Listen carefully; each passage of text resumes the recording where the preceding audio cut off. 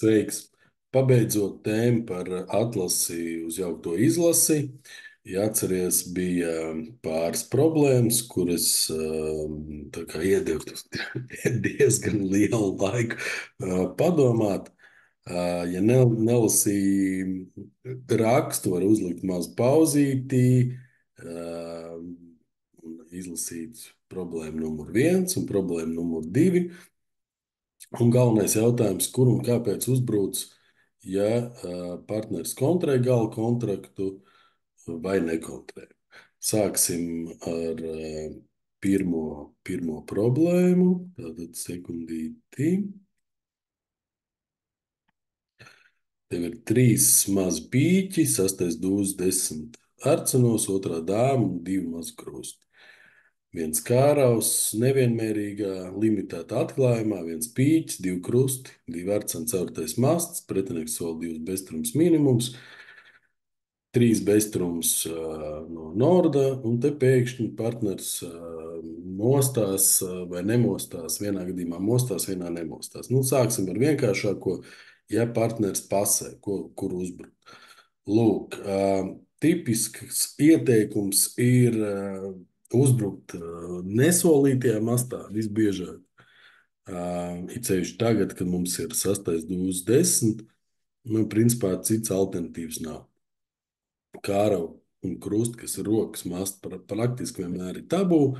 Lūk, alternatīva ir iet pirmajā galda mastā, bet nu, šajā gadījumā trīs mazi pret sasto dūzs 10, tur 99% gadījumā pareizais gājiens ir arcens. Tagad, kad partneris pēkšņi ir pamodies un iedevis kontru, situācija mainās. Viņš grib, lai mēs ejam nedabīgi, un šādā sekvencē nedabīgi ir iet pīķī, jeb galda pirmajā mastā.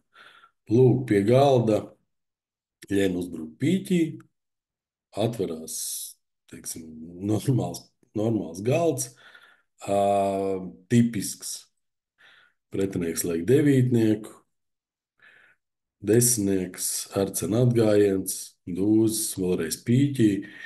Lūk, un šeit Jānis, kas izspēlē kontraktu, vai nu bija sadrūms par to, kas notika, vai nu bija noguris, vai kā viņš zaudēja savā ziņā koncentrēšanos un septītnieku. Visdrīzāk bija ieciklējies, ka man ir 5 pīķi. Lūk, uzlika mazu pīķi, kā rezultātā mēs varējām vēlreiz izgriezt galdu un kontraktu sagāzt bez 2. Lūk, tagad, ja mēs apskatāmies tikai manas kārtas, kāpēc es kontrēju, pirmkārt, pretinieks, ja tā var teikt, ir milzīgs riska elements, ka viņi vienkārši vinnēs, pat neskatoties uz pīķu gājienu. Bet tas risks ir attaisnojams, jo bez pīķa gājiena es negribu arcenu gājienu, kas būs gandrīz droši no partnera. Bez pīķa gājiena mums būs grūti sagāzt kontaktu, jo partnerim ir maz spēka. Attiecīgi, iegājiens, kā arī tagad bija redzams, ka ir tikai viens papildus iegājiens, lai iziet vēlreiz.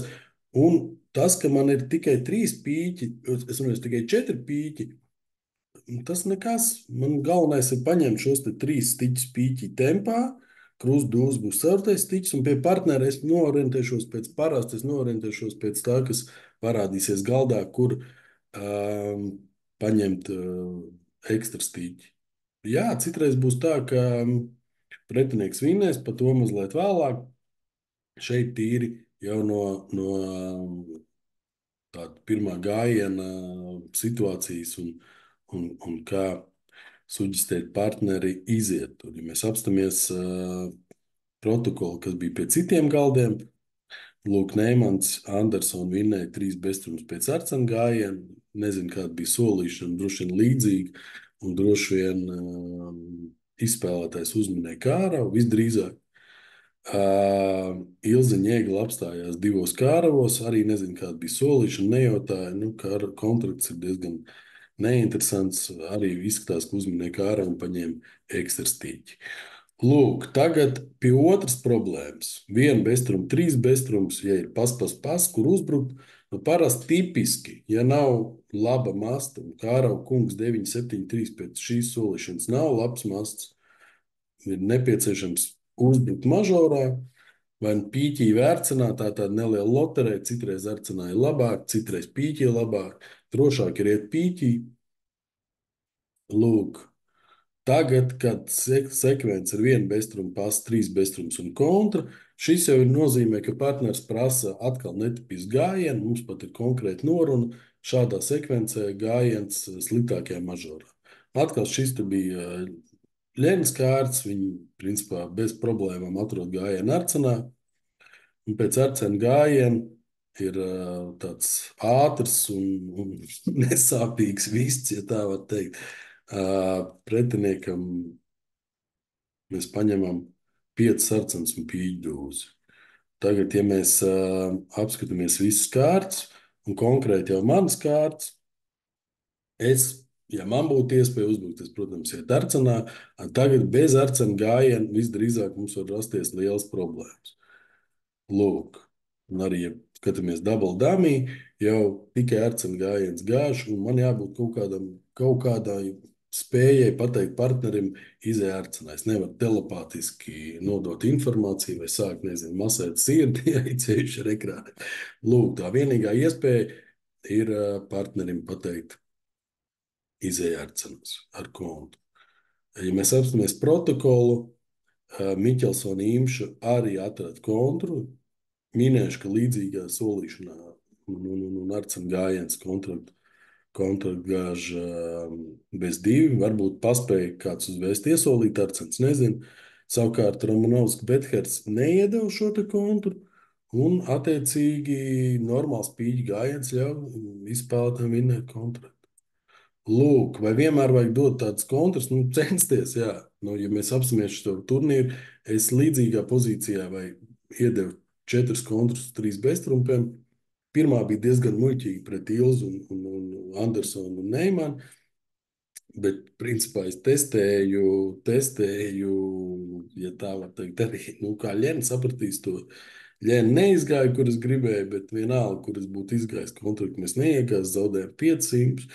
Lūk, šī sadalījumā mēs vinnējām 12, šī sadalījumā mēs vinnējām 9, un bija trešais sadalījums pret Dāci un Ivaru, kur arī tā, nu, nevar teikt, ka no zila gaisa es iedevu kontru, kur, nu, pēc sajūtām vairāk.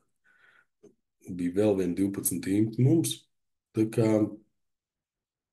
biežāk kontrējiet, tā, ka tas ir pareizi, to es varu tā kā novēlēt.